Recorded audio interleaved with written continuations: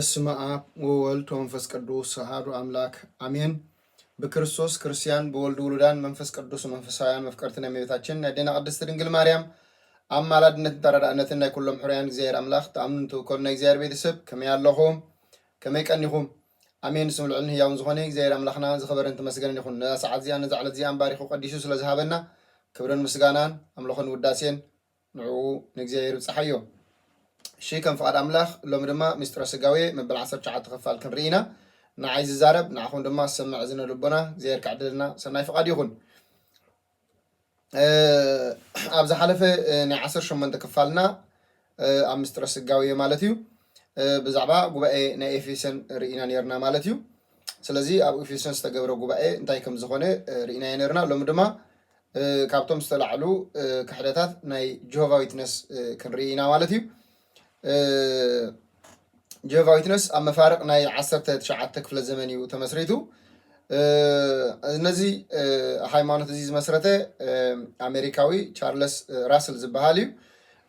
ዘለዓሎም ክሕደታት ወይ ድማ ብጆሆቫ ዊትነስ በብግዚኡ እንዳማዕበሉ ዝበፅሑ ክሕደታት ድማ ካብኦም 4 ዓበይቲ ክሕደታት ክንርኢና። ስለዚ እዞም ክሕደታት እዚኣቶም እቶም ክልተ ናይ ንስጥሮስን ናይ ኣርዮስን ክሕደታት እዮም። ንዕኦም ደጊሞም ዘለው እቶም ክልተ ከዓ ከም ፍቃድ ኣምላኽ ክንርኦም ኢና ማለት እዩ። ስለዚ እቲ ቀዳማይ እንታይ ዝብል ክርስቶስ ኣቀዲሙ ምስ ተፈጥረ ኣብኡ ይነብር ነይሩ ንሓር ናይ ጆሆቫ መንግስቲ ናይ ጆሆቫ መንግስቲ መታን ክሰብኽ ከዓ ናብዚ ምድሪ መፅኡ ዝብል እዩ። ስለዚ እዚ ፍጡር እዩ ዝብል ስለዝኾነ ወልዲ ፍጡር እዩ ዝበለ ኣርዮስ እዩ። ኣብ 17 ክፋል ርኢናዮ ነርና። ስለዚ ኣብኡ ተመሊስና እንተርኢናዮ ወልዲ ፍጡር ከም ዘይኮነ ወልዲ ፈጣሪ ከም ዝኾነ ብግቡእ ክንርዳእ ኢና ማለት እዩ። እቲ ካልኣይ ድማ እቲ ካልኣይ ዘለዓለዎ ክሕደትካ እንታይ ዝብል ኣብ ጥምቀቱ ወዲ እግዚኣብሔር ክኸውን ተሸይሙ ኣብ ጥምቀቱ ኣዴና ቅድስቲ ድንግል ማርያም ፍጡር ወሊዳ ድሓር ድማ ኣብ ዮርዳኖስ ክጥመቕ ከሎ ልክዕቲ ንስጥሮስ ዝበሎ ረሰ መንፈስ ቅዱስ ብዮርዳኖስ ዝበሎ ኣብ ዮርዳኖስ መንፈስ ቅዱስ ሓዲርዎ ዝበሎ ሸይምዎ። እዚኦም ካ እንታይ ቀይሮማ ሸይምዎ ወዲ ኣምላኽ ንክኸውን ሸይምዎ። ስለዚ ብፀጋ ኣምላኽ ተባሂሉ ዝብል ትምህርቲ ሒዞም ማለት እዩ። እዚ እውን ውጉዝን ዘይቁንዑን ትምህርቲ እዩ። ኣብ ዮርዳኖስ ማቴዎስ ወንጌል ምዕራፍ 3 ፍቅዲ 17 እንታይ ዝብል ኖ ብኡ ዝሰመርኩ ፍትው ወደይ ዝሸምክዎ ኣይብልኒ እንታይ ዳ ብኡ ዝሰመርኩ እዩ ዝብል። ስለዚ እዚ እውን ኣብቲ ናይ ንስጥሮስ ትምህርቲ ኣብኡ ርኢና ሕድረት ዝብል ትምህርቲ እዩ እዚ። ስለዚ ኣብቲ ናይ ንስጥሮስ ትምህርቲ ከይድና ክንሪኦ ንኽእል ኢና ማለት እዩ። መበል 18 ክፋል ዘላ ቅድሚ እዚኣ ዘላ ማለት እዩ። እቲ ካልኣይ ዘለዓለዎ ትምህርቲ እንታይ እዩ? ክርስቶስ ብስጋ ኣይተንስአን ብስጋ ክብሪ ከዓ ኣይዓረገን ዝብል። ክርስቶስ ብስጋ ኣይተንስአን ብናይ ስጋ ክብሪ ከዓ ናብ ሰማያት ኣይዓረገን ስጉኡ ምብስባስ ርኢ እዩ ዝብል እዩ ማለት እዩ። ሳልሳይ ድማ ሊቀ መላእክቲ እዩ ዝብል። ሕጂ ኩሉ ግዜ እንታይ እዩ ሓደ ሰብ ብናይ ገዛ ርእሱ ሓሳብ ብናይ ገዛ ርእሱ ትርጓሜ ንመፅሓፍ ቅዱስ ክትርጉሞ ምስ ጀመረ እናቱ ሰዓብቲ ከዓ ምስ ኣፍረየ ዝተወሰነ ግዜ ክኸይድ ይኽእል። ዝተወሰነ ግዜ ንሱ ብሂወት ክሳብ ዘሎ በቃ ከምዚ እናበለ ክኸይድ ይኽእል እዩ። ግን እንታይ እዩ ዝኸውን ንሱ ምስ ሓለፈ ግን እቲ ሃይማኖት በቃ ነንፋንጡ እዩ ዝኸውን። ዳስዋ እዩ ከዓ መጀመርታ እግዚአብሔር ኣቦ በይኑ ፈጢርዎ ኢሎም ዛረቡ ነይሮም። ቀፂሉ ዝመፀ ድማ ኣብ ዮርዳኖስ ሓዲርዎ ዝብል እዩ። ድሒሩ ከዓ መልኣኽ እዩ ዝብል ማለት ቅዱስ ሚካኤል መልኣኽ እዩ ዝብል ናብ ዝብልካ ተሰጋጊሮም ማለት ሕጂ ከም ፍቃድካ ከም ፍቃድ ሰብ ዝተመስረተ ሃይማኖት ኩሉ ግዜ ከምኡ እዩ። ምክንያቱ ካብ ቅዱሳት መፅሓፍቲ ዝሃድም እዩ። ስለዚ እዚኦም ጆሆቫ ዊትነስ ቅዱስ ቁርባን ሒዞ ቅዱስ መፅሓፍ ቅዱስ ሒዞም ግን ቁርኣን ዝሰብኩ እዮም ማለት እዩ። ከም ናይ ምስልምና እዩ ሃይማኖቶም ማለት እዩ። ምክንያቱ እንታይ ዝብል ክርስቶስ ኣምላኽ ኣይኮነ ፍጡር እዩ በቃ ኣምላኽ ኣይኮነን እዩ ዝብሎ። እዚ ንእሽተይ ኣምላኽ እዩ። ፀኒሖም እንታይ ዝብል ትምህርቲ ትምህርቱን ኣለዎም ኣብ ብሉይ ኪዳን ኣቦ ድሓር ከዓ ወልድ ድሓር ከዓ መንፈስ ቅዱስ በብንእሽተይ ኣቦ ልዕል ዝበለ ኣምላኽ ወልዲ ከዓ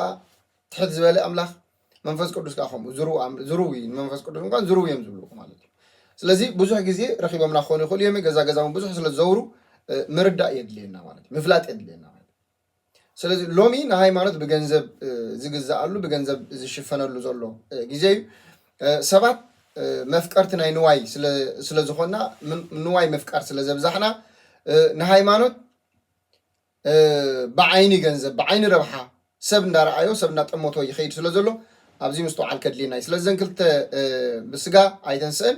ብክብሪ ስጋ ከዓ ናብ ሰማያት ዓረገን ዝብል ትምህርቲ ናይ ጀሆቫ ጌጋ ከም ዝኾነ ቁንዑ ከም ዝኾነ ጎይታ ዓለም ኢየሱስ ክርስቶስ ብክብሪ ስጋ ከም ዝተንስአን ብክብሪ ስጋ ከዓ ናብ ሰማያት ከም ዝዓረገን መጽሓፍ ቅዱስ ከም ዝብለና ማለት እዩ ሉቃስ ወንጌል ምዕራፍ 24 ካብ 39 ክሳብ 43 ዘሎ ቃል ኣነ ባዕለይ ምዃነይ ኣእዳወይን ኣጋረይን ረኣዩ ከምዚ ንኣይ ዘለኒ ትርእይዎ ዘለኹም ንመንፈስ ስጋን ዓፅምን የብሉን እሞ ኣረምሲስኩም ረኣዩኒ በሎም እዚ ኢሉ ኣእዳውን ኣጋርን ኣርኣዮም ንሳቶም ከዓ ተገሪሞም ብሓጎሶም ምኽንያት ገና ምእማን ስለ ዝሰኣኑ ንሱ ገለ ዝብላዕ ዶ ኣብዚ ኣለኩም በሎም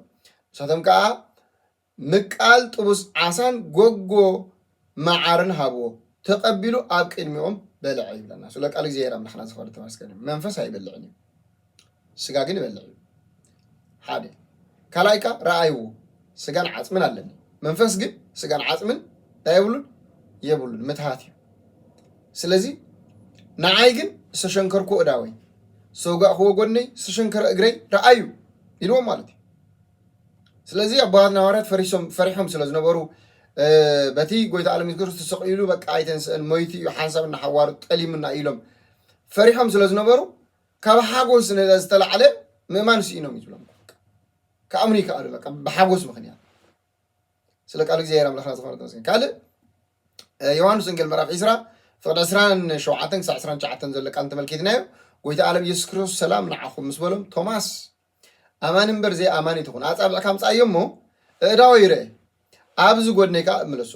ዝተወግአ እግረይን ዝተሸንከረ ኢደይን ከዓ ርእዮ በሎም ስለዚ ቅዱስ ቶማስ ድማ ምስ ተንከፎ ጎይታይን ኣምላኸይን በለ ይብሎ ማለት እዩ ንስኻ ስለ ዝረኣኻኒ ኢኻ ዝኣመንካ ብዙሓት ግን ከይረኣዩ ዝኣምኑ ብፁዓን እዮም ኢልዎ ማለት እዩ ስለዚ ሎሚ ኣነ ንስኹምን ከይረኣና ብምእማንና ብፁዓን ኢና ማለት መጽሓፍ ቅዱስ ንሱ ብስጋ ከም ዝተንስአ ብስጋ ክብሪ ከዓ ካብ ሰማያት ከም ዝዓረገ ይነግረና ማለት በዓላ እዛ ሉቃስ ወንጌል ምዕራፍ 24 ካብ 48 ዘሎ ቃል ተመልኪትና ሒዝዎም ናብ ቢታንያ ኸደ እሞ ኣብ ቢታንያ ከዓ እናረኣይዎ ናብ ሰማያት ዓረገ እዩ ዝብል ብጣዕሚ ዝገርም እቲ ዝዓረገ እቲ ዝረኣይዎ እዩ እቲ እዳውን እጋሩን ዝሓዝዎ እዩ ዝደምሰስዎ እዩ ስለዚ እቲ ብስጋ ክብሪ ዓረገን ዝብል ቃል ውድቕ ኸውን ማለት እዩ ወከዓ ግብረ ሐዋርያት ከዓ ምዕራፍ 1 ፍቅዲ 9 ዘሎ ቃል ተመልኪትና ግብረ ሐዋርያት ናራእይዎ ንሰማያት ዓረገ ኣቱም ሰብ ገሊላ ኣብዚ እንታይ ትገብሩ ኣለኹም ኮይልዎም መልኣክ ከምዚ ክዓረግ ትሪእዎ ዘለኹም ከምኡ መፅእ እዩ ጌናቶም ዝሰቐልዎ ራእይ ዮሃንስ ምዕራፍ 1 ካብ 17 ዘሎ ጌናቶም ዝሰቐልዎ ከይተረፈ ከምታ ሰቂሎም መቕለዉ ክርእይዎ እዮም ኣብ ምፅኣቱ ምንም ዝግበር የለን ማለት እዩ ስለዚ እንታይ ዝብ ዘለኹ እዚ ትምህርቲ ናይ ጆሆቫ ዊትነስ ጌጋ እዩ ማለት እዩ ስለ ቃል እግዚኣብሔር ኣምላኽና ዝኽበር ተመስገን ካልእ ቅዱስ ሚካኤል ዝብል ትምህርቲ ቅዱስ ሚካኤል ናይ ጎይታ ክቡር መልኣኽ እዩ ናይ ጎይታ መልኣኽ እዩ ናይ ሰራዊት ሰማይ ሓለቃ እዩ ናይ ሊቃነ መላእክት ኩሎም ሓለቃ ድማ ቅዱስ ሚካኤል እዩ ንእስራኤል ባሕሪ ኤርትራ ኣሳጊሩ ዘእተዎም እዩ ኣብ ምድረ በዳ ከይፀበም ዓቕሎም ከይፀበም ከይጭነቑ ከይሽገሩ እናረድኦም እናሓለወ ናብቲ ደልዮ ስፍራ ዝብፅሖም እዩ ሎምን ብተረዳእነቱ ብኣመላድነቱ ብፀሎቱ ብሓለውኡ ኩሉ ግዜ ዝሕልወና ዝረዳእናን መልኣኽ እዩ እንተኾነ ግን እቲ ክርስቶስ ዝኸፈለ ዋጋ ግን ቅዱስ ሚካኤል ክኸፍሎ ኣይክእልን ኣብዚ ክንጥንቀቕ ይግባአና ጎይታ ዓለም ኢየሱስ ክርስቶስ ዝኸፈለ ዋጋ ብዝኾነ ይኹን መልክዕ ኣብ ዋጋ ዕዳጋ ዝኣቱ ይኮነን ምክንያቱ ብዘይክኡ ክንድሕነሉ ዝግባእ ወላ ሓደ ስለዘየለ ማለት እዚ ምድሓን እዚ ከዓ እግዚኣብሔር ዝፈረዶ ፍርዲ ፍጡር እንታይ ገብሮ ይኽእል ኣይክእልኒ ከልዕሎ ኣይክእልን ስለዚ እቲ መንጎኛ መተዓራሪ ኣብ መንጎ ፍጡራንን ኣብ መንጎ ፈጣርን ኣብ መንጎ ሰብን ኣብ መንጎ ኣምላኽን ናይ ኣምላኽ ባህርን ናይ ሰብ ባህርን ክሕዝ ዘለዎ ፈጣሪ እዩ ስለዚ ቅዱስ ሚካኤል ናይ ፍጡራን ባህሪ ክሕዝ ክእል እዩ ናይ ፈጣሪ ግን ክሕዝ ኣይክእልን ሓደ መላእክቲ ረቂቃን እዮም ስጋ የብሎም ስለዚ ዝኣበሰ ከዓ ስጋ እዩ ዝተፈርዶ ከዓ ስጋ እዩ ስለዚ መላእክቲ ስጋ ምልባስ ኣይከኣልን ማለት እዩ ማለት ፍጥረቶም ከምኡ ይኮነን ፈጣሪ ግን ንስዑ ዝሰአኑ ነገር የለን እንታይ ዲሎት መልአኽ ንእመቤታችን ቅድስት ድንግል ማርያም ኣነ ድንግል ከመይ ክኸውን ይኽእል ንእግዚአብሔር ዝሰአኑ ነገር የለን ስለ ቃሉ እግዚአብሔር አምላኽና ዝኸበረን ተመስገን ይኹን እግዚአብሔር አምላኽና ዝሰአኑ ነገር የለን ስለዚ እንታይ ኢና ንብል ዘለና ካብ ስጋ ስጋ ካብ ነፍሳ ነፍስ ዝወሰደ ቃል አብ ኢየሱስ ክርስቶስ እዩ ስለዚ ካብ ስላሴ ሓደ አካል እምበር ሚካኤል አይኮነን ስለዚ አበየም ገሊጾሞ ዘለው ንዝብል ዘለዓለማዊ ህይወት ማለት እዚያ ኣብ ትብል መጽሓፎም ወይ ከፋን ፍሊቶም ኣብራ ዮሐንስ ምዕራፍ 12 ካብ 13 19 ዘሎ ቃል ብዛዕባኡ ክዛረቡ ከለው እንታይ ኢሎም ኣለው እዚ ሚካኤል እዚ ንሰይጣንን ሰራዊቱን ተዋጊኡ ዝሰዓሮም ንሱ ክርስቶስ እዩ ኢሎም ኣሎ ማለት እዚ ጌጋ እዩ ማለት እዩ ቁኑዕ አይኮነን ካል ዳንኤል ምዕራፍ 12 ፍቅዲ ሓደ ዘሎ ትንቢተ ዳንኤል ኣብቲ ናይ ኣምላኽ በገና ትብል መጽሓፎም ካ እንታይ ኢሎም ኣለው እቲ መስፍን እስራኤል ብዳሕራይ ምእንቲ ህዝቡ ዝቀውም መስፍን እስራኤል ንሱ ከዓ መን ኢሎም ኣለው ሚካኤል ኢሎም ኣለው ስለዚ ኣብ ብዙሕ መጽሓፍቶም ሚካኤል መልአኽ እዩ እናበሉ ገሊጾም ኣለው ብፍላይ ናይ ራእይ ዮሐንስ ምዕራፍ 12 ዘሎ ብዛዕባኡ ክዛረቡ ከለው ኣብ ዝተፈላለዩ መጽሓፍቶም ከምኡ እናበሉ ገሊጾም ኣለው ግን እዚ ጌጋ እዩ ቁኑዕ ኣይኮነን ንሱ ክርስቶስ እዩ ቅዱስ ሚካኤል ትማሊ ሎሚ ጽባሕ እንድሕር ንኩሉ ግዜ ዝቕየር ኣይኮን ሚካኤል እዩ ሚካኤል ክርስቶስ ክኸውን ኣይክእልን ለቃሉ እግዚአብሔር አምላኽና ዝኸበረን ተመስገን ይኹን ካልእ ክንሪኦ ድልየ ዘለኹ እንታይ እዩ ኩሉ ዝለዓል ክሕደታት ኩሉ ግዜ ኣብ ክርስቶስ እዩ ወይ ከዓ ኣብ እመቤታችን ቅድስት ድንግል ማርያም ስለዚ ንቅድስት ድንግል ማርያም ከየኽብሩ ክብሉ ወላዲት ኣምላኽ ኣይኮነትን ንቅድስት ድንግል ማርያም ከየኽብሩ ክብሉ ኣምላኽ ኣይወለደትን ብድንግልና ኣይወለደትን ብዙሕ እዩ ዝበሃል እመቤታችን ቅድስት ድንግል ማርያም ምክንያቱ ከምታ ኣብራ ዮሐንስ ምዕራፍ 12 ተጻሒፋ ዘላ እቲ ዲያብሎስ ተጻረራ እዩ ዝብል ተጻረራ በቃ ስለዚ ዝለዓሉ ክሕደታት ኣብ ክርስቶስ ኣብ ጎይታናን ኣምላኽና መድሓናን ኢየሱስ ክርስቶስን እመቤታችን ቅድስት ድንግል ማርያም እቲ ዝዓበየ ክሕደት ምፍልላይ ናይ ቤተ ክርስቲያን ዘጋጠመ ድማ ብሰንኪ እዩ ማለት እዩ ስለዚ ሎሚ ቤተ ክርስቲያን ናብ ዝተፈላለየ ዓይነት ፋሕፋሕ ኢላ ዘላ ማለት ስለዚ ናይ መጀመርታ ምፍልላይ ኣብ ቤተ ክርስቲያን ዘጋጠመ ኣብ 451 ዘጋጠመ ናይ ከልቄዶን ጉባኤ ምኽንያት ዝኾነ ብ449 ዓመተ ምህረት ኣብ ኤፌሶን ጉባኤ ተገይሩ ነይሩ እቲ ዝተገብረ ጉባኤ ከዓ ብዛዕባ ናይ ኣውጣክ እዩ ኣውጣክ ሚጠት ወይ ከዓ ርቀት ዝብል ትምህርቲ ኣልዒሉ ስለ ዝነበረ ነቲ ናይ ንስጥሮስ ትምህርቲ ክልተ ባህሪ ዝብል ወይ ከዓ ሕድረት ዝብል ንዕኡ ክቃወም ክብል ካልእ ክሕደት ስለ ዘምፀአ ተወጊዙ ነይሩ ማለት እዩ ይኹን እምበር ኣነ ነዚ ትምህርቲ እዚ ከምኡ ምባል ኣይኮንኩም ብጌጋ ኣይኮም ገይረዮ ስለዚ ኣነ ክፍታሕ ይግባኣኒ እዩ እምነተይ ከምቲ ናይ ንቅያ እዩ እምነተይ ከም ንዓይ በዓል ቅዱስ ቄርሎስ እዩ ስለዚ ጉዳይ ረኣዩ ለይሉ እግባይ ምስ በለ ጉዳይ ንኽረአ ብ449 ዓመተ ምህረት ጉባኤ ተገይሩ እዚ ተውዶስዮስ ንእሽተይ ብዝነበረሉ ዘመነ መንግስቲ ዝተገብረ ጉባኤ እዩ ማለት ነዚ ከዓ ነዚ ጉባኤ ዝመርሕ ዝነበረ ከዓ ቅዱስ ዲዮስቆሮስ እዩ ማለት ዲዮስቆሮስ ነዚ ጉባኤ እዚ መሪሑ ብ449 ዓመተ ምህረት ንስጥሮ ኣውጣኪ እምነትካ ግለጽ ምስ ተባሃለ ኣነ እምነተይ እዚ እዩ እምነተይ ከምቲ ናይ ንቅያ እዩ እምነተይ ከዓ ከምቲ ናይ ኣቦታተይ ከም ናይ በዓል ቄርሎስ እዩ ምስ በለ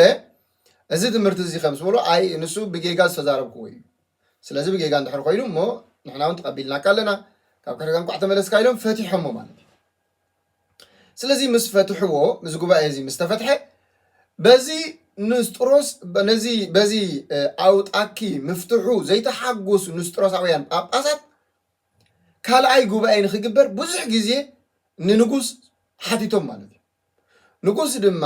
እዚ ጉባኤ እዚ ቁኑዕን ሓቀኛን እዩ ስለዚ ጉባኤ ኣይገብርን እየ ስለዝበሎም በዚ ሕጉሳት ኣይነበሩ መብዛሕትኦም ንስጥሮሳውያን ጳጳሳት እዮም ምክንያቱ ሕጂ ኣውጣኪ ተፈቲሑ ስለዝኾነ ኣብ ቆስጥንጥንያ እንታይ ክገብር እዩ ትምህርቱ ከስፋሕፍሑ እዩ ሓደ ባህሪ ሓደ ኣካል ዝብል ትምህርቲ ሓደ ፍቃድ ዝብል ትምህርቲ እንታይ ክገብር እዩ ከስፋሕፍሕ እዩ ማለት እዩ ስለዚ እቲ ክልተ ባህሪ ዝብል እንዳተዓብለለ ክእል እንዳጠፍእ ክኸይድ እዩ ኢሎም ስለ ዝሓስቡ እዩ ስለዚ ንዲዮስቆሮስ ከዓ ብተንኮል ብፅልኢ ዓይኒ ይጥምቶ ነይሮም ማለት እዩ ብፍላይ ናይ ቆስጥንጥንያ ፓትርያርክ ዝነበረ ፊልፒያኖስ ዝበሃል ካልኦቱ ጳጳሳት ኩሉ ግዜ ብዛዕባ እዚ ናይ ኣውጣኪ ጉዳይ ብዙሕ ይዛረቡ ነይሮም ማለት እዩ سلازي نديسقورس كا بز عينت صلي حيزوم ማለት دحار ግን እዚ ንጉስ ቴዎዶሲዮስ ውላድ ዘይብሉ ስለዝሞተ ሓፍቱ ብርክልያ ፈላሲት ነራ ፍልስና ገዲፋ ናብ ዓለም ተመሊሳ ስለዚ ብዙሓት ኣቦታት ድማ ፍልስና ገዲፍኪ ናብ ንግስና ኣይጽቡቁን ንመንግስቲ ክትብልሲ እዚ ዓበይ መንግስቲ ኣምላኽ ኣይትሕደገ ባል ብዙሕ ኳን ተዛረብዋ ግን ንዖም ብጽላ ዓይን ሪኣቶም ማለት مع القدس ديسقورس بتصل عين رياته سلازي ما يبيحق ناي نستروس كان يروى مالتي ما يبيحق ناي فرساويان يروى مالتي سلازي انتاي غيرا مالتي كابو تهدرات ناي بقى ناي حوا سوري ناي حوا تهدرات كاب زنبرو حدا مرقيانوس زبال تمرعيها نجيسا مالتي ب 450 عام تمرد نجيسا سلازي ابا عامدا نت بعرف البيانوس زدليو زنبرو غباي ناي بيت كريستيان غوباي صوي عمات ناي كلكيدن غوباي مالتي سلازي ناي غول ناي كلكيدن غوباي بز مخنيات تصوي سلازي مستتصوع دما ديسقورس كسيسوم امصمو سلازي تخسنتا يزبل ناي اوطاك تمرت تقبلوا زبل سلازي ابوتاتنا ناي اوطاك تمرت تقبلوا ايكلن كنا اوطاكي ناب تقنع مسمر ابصيحم سلازي ابزي مستوعد لينا مالتي سلازي بربعدين 50 حدن مستقبره دما مبزحتهم نستروساويان يميرو حجي بوليتيكاوي نيرو ሃይማኖታዊ ቃኒሩ ኩልቲ ዘማለው ይዝጉ ባይኒሩ ስለዚህ መልኻውያን መብዛሕትኦም ጳጳሳቶም ዝነበሩ ጳጳሳት ንብርክልያ ፈሪሖም ንመርቅያኖስ ቃ ፈሪሖም ነቶም ነገስታት ፈሪሖም ነቲ ክልተ ባህሪ ዝብል ናይ ንስጥሮስ ትምህርቲ ተቀቢሎም ማለት መብዛሕትኦም ዲዮስቆሮስ ግን ኣይቀበልን ስለዝበለ ብኡ ኣሲሮም ድማ ናብ ጋግራን ወሲዶም ኣብኡ ስጋ መዋእል ህይወቱ ኣብኡ ኣሲሮም ቀቲሎም ማለት እዚ ፍረ ሃይማኖት ይመባል ድማ ጭሕሙላጽዩ ንግብጽ ሰይድዎን አሌክሳንድሪያ ሰይድዎ ኣብ አሌክሳንድሪያ ድማ ካልእ ጳጳስ ተቀቢሉ ማለት አትናቴዎስ ማለት ስለቀሉ ጊዜ የራም ለخنا ተፈረን ተመስገን ይሁን ስለዚህ ዋና ዓላማ ኣብ ልዕሊ ናይ ቅዱስ ዲዮስቆሮስ ዝነበረ ጽልኢ ኣብ ልዕሊ እቲ ሓደ ባህሪ ዝብል ሓደ ባህሪ ሓደ ኣካል ዝብል ትምህርቲ ኣብኡ ይነሩ ንዑ ንምውጋዝ ንዑ ንምእላይ ይነሩ ይኹን እምበር እዚ ክሰርጽ ኣይከኣለን كونلهم أي كالن مالتي كونلهم سلازي كالخا نديسقورس أسيرهم من بلالنا مالتي سلازي محافشة شعوء بيتكريستيان ناكلته تفعيلها ناكلته تخفيلها مالتي بيتكريستيان ناكلته تخفيلها سلازي ناي معراب ناي مبراق زبل أسايمة حيزو مالتي تم ناي مبراق أبيات كريستيانات زبهالو ناي معراب أبيات كريستيانات زبهالو ኮይኖም ኣከም ዝተቐሚጥ ተመቂላ ቤተክርስትያን ማለት እዩ ስለዚ ሶርያ ግብፂ ኣርሜንያ ምድር ሓበሻ ከዓ ምስ ግብፂ ስለ ዝኾነ እዚአን ግብፂ ሶርያን ኣርሜንያን ሶርያ ማለት አንጾኪያ ማለት እዩ እዚአን ኩለን ኣይንቀበልን ስለዚ እዚአን እንታይ ተባሂለን ማለት እዩ ናይ ምብራቅ ተባሂለን ናይ ምብራቅ ኣብያተ ክርስቲያናት ተባሂለን ናይ ምዕራብ ኣብያተ ክርስቲያናት ከዓ ዘን ሪያ ዘለና ዓለም ናይ ምዕራብ ኣብያተ ክርስቲያን ተባሂለን ዳሓር ከዓ እዞም ምዕራባውያ ናይ ምዕራብ ኮይ ምስ ናይ ምዕራብ ዝነበሩ ናይ ምስራቅ ተባሂሎም ዘለዎም ምብራቅ ኦርቶዶክስ ተባሂሎም ዝፅውዑ ንሕና ኦሪየንታል ክንበሃል ከለና ናይ ቀደም ክብሉና ከለዉ እዚኦም ምስራቅ ዝበሃሉ ከዓ ከም በዓል ሩስያ ግሪክ ኣርሜንያ ግሪክን ጆርጂያ ዩክሬን ዝኣመሰለ ከዓ 16 ሃገራት ኣከባቢ ከዓ ናይ ምብራቅ ተባሂለን ጽውዓላ ግን ኣብ መጀመርታ ግን ምብራቅን ምዕራብን ተባሂሎም ተኸፊሎም ስለዚ እቶም ናይ ምዕራብ ዝነበሩ ዓለም ለኻዊት ያ ንሕና ንበዝሕ ኢሎም ካቶሊክ ኢሎም ማለት እዩ እቶም ናይ ምብራቅ ከዓ ንሕና ነቲ ናይ ኣቦታትና ሃዋርያት ንስዕብ ሓቀኛ እምነት ኦርቶዶክስ ሒዝና ያ ንኸይድሎም ኦርቶዶክሳን ኢሎም ሕጂ ኣብዚ ዝተለዓለ ኣብዚ ዝተለዓለ ትምህርቲ እንታይ እዩ እቶም ናይ ምብራቅ ኣብያተ ክርስቲያናት ወይ ድማ እቶም ኦርቶዶክስ ተባሂሎም ተፀውዑ እንታይ ዝብል እዩ ጎይታና መድሓናን ኢየሱስ ክርስቶስ ክልተ ባህሪ ኣለዎ ኢልካ ምእማን ናይ ንስጥሮስ ክሕደት ምቕባል እዩ ብምባል ሓደ ባህሪ ሓደ ፍቓድ ኣብ ሓደ ኣካል ፀኒዑ ስለዚ እንድሕር ክልተ ኣካል ኢልና ክልተ ባህሪ እንታይ ኢልና ግን ናይ ንስጥሮስ ትምህርቲ ምቕባል ስለ ዝኾነ ኣይንቕበሎን ኢሎም እዚኦም መን እዮም ናይ ምብራቅ ወይ ድማ እቶም ኦርቶዶክስ እቶም ናይ ምዕራብ ድማ ክልተ ባህሪ ክልተ ፍቓድ ዝብሉ ምክንያት ክገልፁ ከለዉ ኣውጣኪ ርቀት ዝብል ትምህርቲ ሒዙ ስለ ዝነበረ ሓደ ባህሪ ሓደ ፍቃድ ምባል ድማ ናይ ኣውጣክ ትምህርቲ ምቕባል ማለት እዩ ኢሎም ሓስቡ ኣውጣክ ግን እንታይ ዝብል ሚጠት ርቀት ዝብል እዩ እቲ ናይ ስጋ ምስ መለኮት ብምዋሃዱ እንታይ ኮይኑ ሰሪዑ ረቂቁ እዩ ዝብል ህላዊው ኣጥፊ እዩ ዝብል ነይሩ ትምህርቲ ናይ ኣውጣኪ ማለት እዩ ስለዚ ብዘይ ከምኡ ዘይኮነ ትምህርቲ ከምኡ እዩ ይብሉ ማለት እዩ ስጋ ብሎ ምስ ትምህርቲ እዚ ይቕፅላሉ ማለት እዩ ስለዚ እተን ናይ ምዕራብ ኣብያተ ክርስቲያናት ንኦርቶዶክስ ከውግዝዎ ከላ ሓደ ባህሪ ሓደ ፍቃድ ብምባል ናይ ኣውጣክ ትምህርቲ ተቐቢለን ኢለን ኢና ኣውጊዘና ኦርቶዶክስ ከዓ ናይ ንስጥሮስ ክልተ ባህሪ ክልተ ፍቃድ ስለ ዝበሉ ኣውጊዝና ማለት ኢሎም በዚ ውግዘት እዚ ተፈላለዮም ማለት እዩ ስጋ ብሎሚ እዚ ትምህርቲ እዚ ይቕፅላሉ ማለት እዩ ስጋ ብሎሚ ይቕፅላሉ እዚ ትምህርቲ እዚ ስለዚ ሎሚ እውን ምስጡ ዓል የድልየና ማለት ክርስቶስ ሓደ ኣካል ሓደ ባህሪ ሓደ ፍቃድ እዩ ስለ ቃሉ እግዚአብሔር አምላክና ዝኸበረን ተመስገን ይሁን ስብሐት ለእግዚአብሔር ለወላዲቱ ድንግል ለመስቀሉ ክቡር ተአኮት ወይሰባህ ስሙ ለእግዚአብሔር አምላክነ ወትሩ በኩሉ ጊዜ ወኩሉ ሰዓት አሜን